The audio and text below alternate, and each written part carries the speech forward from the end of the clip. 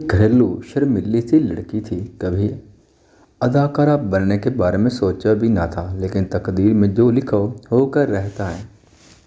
शहरा की तकदीर में भी सिल्वर स्क्रीन पर एक बड़ी अदाकारा के तौर पर शोहरत पाना लिखा गया था। सो वो सफ़े अव्वल की अदाकारा बन गई। शहरा उसका असल नाम नहीं है, वो फर्जी नाम है। अपनी कहानी शाया कराना चाहते, नाम ज़हर ना करना चाहती थी। शहरा ने पंजाब के एक मुतवस्सित घराने में जन्म लिया। उसके वालिद एक दयानतदार सरकारी मुलाजिम थे। उन पर कुंबे का तमाम बोझ था। ये 9 अफराद पर मुश्तमिल था। शहरा अपने बहन भाई में सबसे बड़ी थी। उसी शरफ ने उसको जिम्मेदारी का एहसास भी दिला दिया। तालीम मुकम्मल करते ही अपने हसास दिल से मजबूर होकर वो अपने वालिद का सारा बनने बारे ही अपने हसास दिल से मजबूर होकर सोचने लगी। उसकी एक सहेली देखते देखते एयरलाइन ज्वाइन करते ही अपने घराने की खुशहाल सरपरस्त हो गई। उसका नाम शबाना था। शबाना उसे कहती कि कब तक मामूली मुलाजमत के हसूल की खातिर धक्के खाती रहोगी। मेरे एक रिश्तेदार एयरलाइन में अच्छे ओहदे पर हैं। तुम खूबसूरत हो, दराज कद भी हो, तुम्हारी पर्सनालिटी तो नंबर 1 है। मेरी मानो, हमारे फील्ड में आ जाओ। एयर होस्टेस बन जाओगी तो खुशहाल हो जाओगी। यहाँ बहुत अच्छा मुआवजा मिलता है, जबकि बेचारे असातिज़ा को बहुत कम उजरत पर गुजारा करना पड़ता है। वो तो ठीक है शबाना, मगर मेरे घर वाले मुझको एयर होस्टेस बनने की इजाज़त ना देंगे, क्योंकि इस मुलाजमत में रात की ड्यूटी भी करना पड़ती है। तुम कोशिश तो करो उनको समझाने की। शुरू में मुल्की परवाज़ों पर जाना होता है, ज़्यादातर दिन की ड्यूटी होती है। एक बार इस फील्ड में आ जाओगी तो वालिदैन बाद में समझौता कर लेंगे। शरा ने किसी न किसी तरह अपने वालिदैन को मना लिया और शबाना के तवस्सुत से एयर होस्टेस बन गई। अच्छा मुआवजा मिलता था, घर के हालात संभल गए। वालिद रिटायर्ड हो गए तो कुंबे की जिम्मेदारी शायरा के कंधों ने संभाल ली। बेसुकून घर में माली सुकून आ गया और सब अपने अपने कामों में मशगूल एक बेफिक्री में मगन ज़िंदगी गुजारने लगे। फिर ये भोली भाली लड़की न्यूयॉर्क से चीन तक परवाज़ करती हुई एक कुलीग से दिल लगा बैठी, जिसका इल्म घर वालों का ना था। शहरा अपने कुलीग से नाता जोड़कर दीवानगी की हदों तक जा पहुंची थी। मुलाजमत की खातिर उसको कराची के हॉस्टल में रहना पड़ता था। यहीं उसकी मुलाकात फ़्लाइट के दौरान एक स्टीवर्ड से हुई। यूँ दोनों पसंदीदगी के रिश्ते में बंध गए, लेकिन ये रिश्ता दोनों जानिब से शफाफ ना था। फवाद ने महज तफन्नो ने तिब्बा के तौर पर उसको अपनाया था और अपनी झूठी मोहब्बत का यकीन दिलाया था। उन दोनों के ताल्लुक से फवाद का एक दोस्त सैफ रोज़ अव्वल से ही वाकिफ़ था, जिसको शहरा सैफ भाई कहा करती थी। वो भी इस सीधी सादी लड़की को बहन के रूप में पसंद करता था। फवाद अपने दोस्त सैफ से बहुत करीब था और उसे अपनी हर बात बताता था। यूसैफ उसके इरादों से आगाह था। इस हकीकत से आगाही के बाद सैफ को मलाल रहने लगा कि जिस लड़की को उसने दिल से बहन कहा है, उसे मोहब्बत के बाब में धोखा मिलने वाला और महज बर्बादी ही उसके हिस्से में आने वाली है। तभी वो शहरा के बारे में मुतफक्कर रहने लगा। चाहता था किसी तौर वो उस मासूम लड़की को अपने दोस्त के इरादे से आगाह करके बर्बाद होने से बचा ले। तहम दोस्त की पासदारी आड़े आती थी, लिहाजा खामोशी इख्तियार की हुई थी। यूँ भी जब तक ठोकर ना लग जाए। लड़कियां ऐसे जज्बाती मामलात में कब किसी की बात सुनती हैं, उल्टा समझाने वाले को अपना दुश्मन समझ लेती हैं। शर्म में और कोई बुराई न थी सिवाय उसके कि वो फवाद पर भरोसा करके उसको अपना सब कुछ समझ बैठी थी। सैफ ने ना तो फवाद को सरजनिश की और ना शहर को कभी ये जितलाया। वो मुनासिब वक्त के इंतज़ार में रहने लगा। बिलाखिर वो वक्त आ ही गया जब वो उनके मामले में मदाखलत कर सकता था। जब फवाद ने शहरा के साथ बेरुखी बरतना शुरू कर दी और ये लड़की मलूल और शदीद एहसास एहनत का शिकार रहने लगी, तो एक रोज़ सैफ के सामने उसने अपना दिल खोल कर रख दिया। खूब रोई और फवाद की बेरुखी का शिकवा कर बैठी। सैफ उसी लम्हे का मुंतज़िर था। उसने शहरा को तसल्ली दी और वादा किया कि वो फवाद को राह रास्त पर ले आएगा। उसने दोस्त से बात की और उसको शहरा के साथ शादी करने को कहा। उसी बात से तो फवाद बदकता था। वो सिर्फ अच्छा वक्त गुजार कर अपने दोस्त लड़कियों को बीच मंझदार में छोड़ दिया करता था, और जो लड़की शादी के लिए इसरार करती उससे किनारा कश हो जाता। سیف اس کی عادت سے واقف تھا، اس نے پھر بھی اسے سمجھانے کی بہت کوشش کی۔ فواد نے اس کی نصیحتیں ایک کان سے سنی اور دوسرے سے اڑا دیں۔ اس سے مایوس ہو کر سیف اس کے گھر چلا گیا۔ فواد کی والدہ اس کو اپنے بیٹے کی طرح چاہتی تھی، جیسے اس نے خالہ جی سے بات کی اور پھر ایک روز وہ شہرہ کو لے کر خالہ جی کے حضور پہنچا۔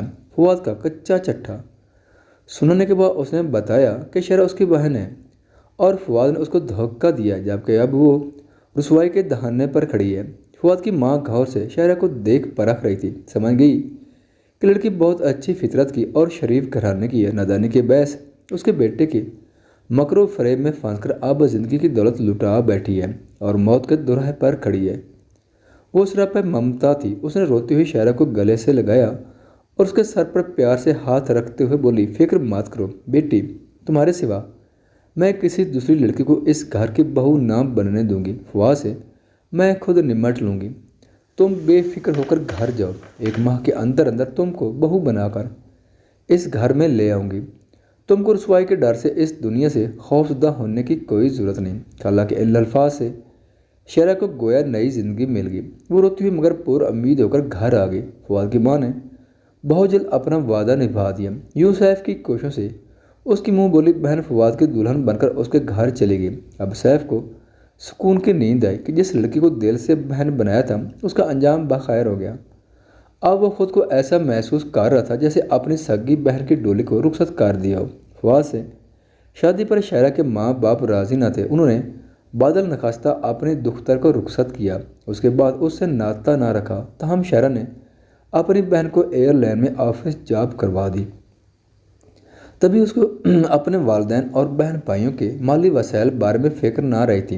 ان دنوں مشرقی پاکستان بنگلہ دیش نہ بنا تھا، لہذا فواد کا تبادلہ ڈھاکہ ہو گیا۔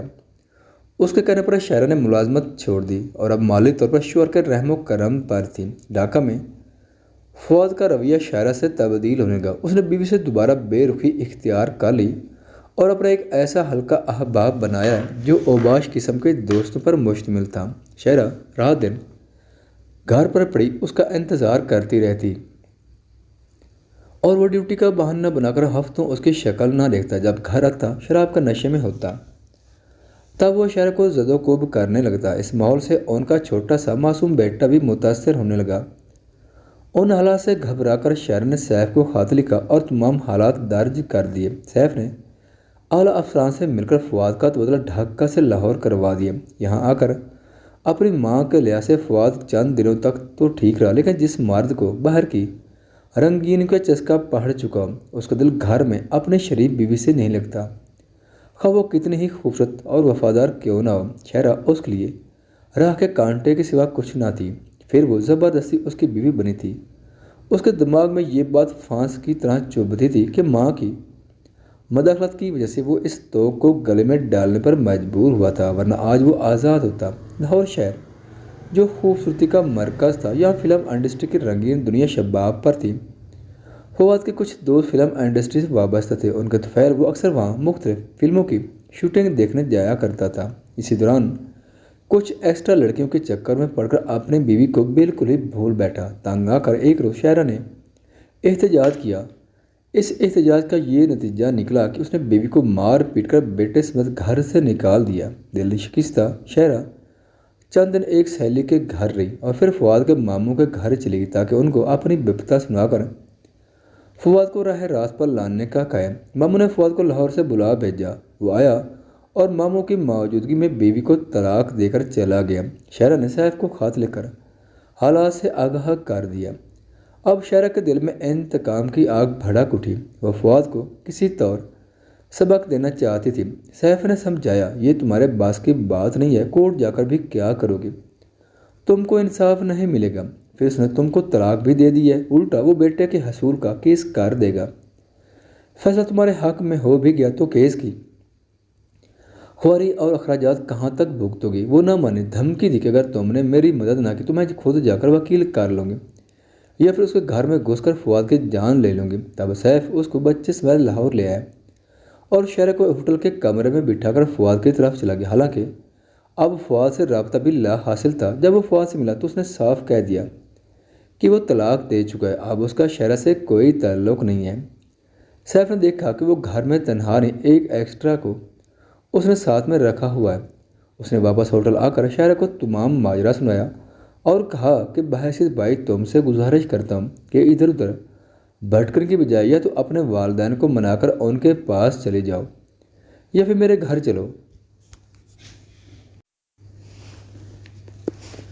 मेरी वालदा और बहनों के दरमियान रहो, वहाँ तुमको कोई तकलीफ न होगी। शायरा ने कहा कि मैं लाहौर से दूर नहीं रहना चाहती, फवाद उसी शहर में, तो मैं भी इसी शहर में रह के उससे इंतकाम लूँगी।